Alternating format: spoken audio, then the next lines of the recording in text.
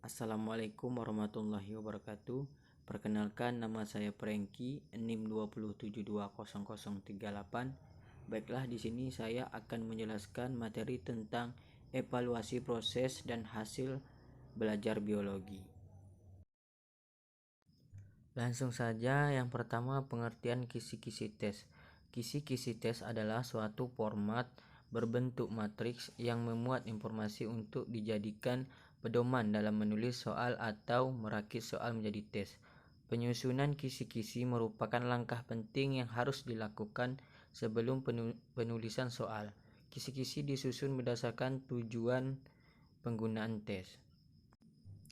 Adapun tujuan pembuatan kisi-kisi adalah untuk menentukan ruang lingkup dan petunjuk dalam menulis soal.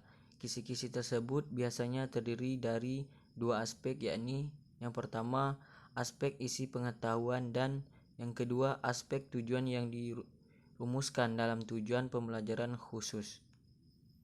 Berikut cara membuat kisi-kisi tes. Kisi-kisi tes yang baik umumnya memuat identitas dan matriks spesifikasi rumusan butir soal.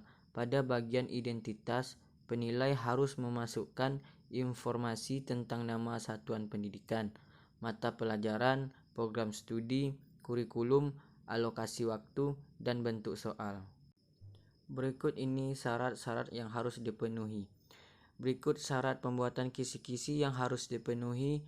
Yang pertama, kisi-kisi harus dapat mewakili isi silabus atau kurikulum atau materi yang telah diajarkan secara tepat dan profesional.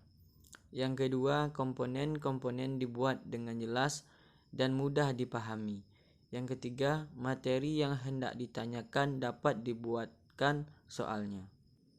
Langkah-langkah membuat kisi-kisi soal. Yang pertama, menentukan KD yang akan diukur. Tentukan kompetensi dasar KD yang akan diukur sebagai bahan penilaian. KD ini mengacu pada kemampuan minimal yang harus dikuasai peserta didik. Setelah mempelajari materi tertentu, Anda bisa menyesuaikan dengan kurikulum yang berlaku. Yang kedua, memilih materi yang esensial. Pilih materi yang esensial sesuai dengan proses pembelajaran di kelas. Hendaknya menentukan materi ini disesuaikan dengan indikator kisi-kisi. Yang ketiga, merumuskan indikator. Indikator membuat ciri-ciri perilaku yang bisa diukur sebagai petunjuk untuk membuat soal. Biasanya, perumusan indikator dilakukan dengan memperhatikan level kognitif para siswa. Materi harus sudah dipelajari sebelumnya, berkesinambungan dengan semua jenjang kelas, dan memiliki nilai terapan yang tinggi. Perencanaan tes. 6 hal yang harus dipertimbangkan dalam perencanaan tes. Yang pertama, pengambilan sampel dan pemilihan butir soal. Yang kedua, tipe tes yang akan digunakan. Yang ketiga, aspek yang akan diujikan. Yang keempat, format butir soal. Yang kelima, jumlah butir soal. Yang 6, distribusi tingkat kesukaran butir soal.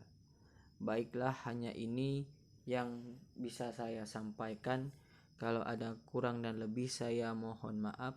Wabillahi taufiq wa hidayah. Wassalamualaikum warahmatullahi wabarakatuh.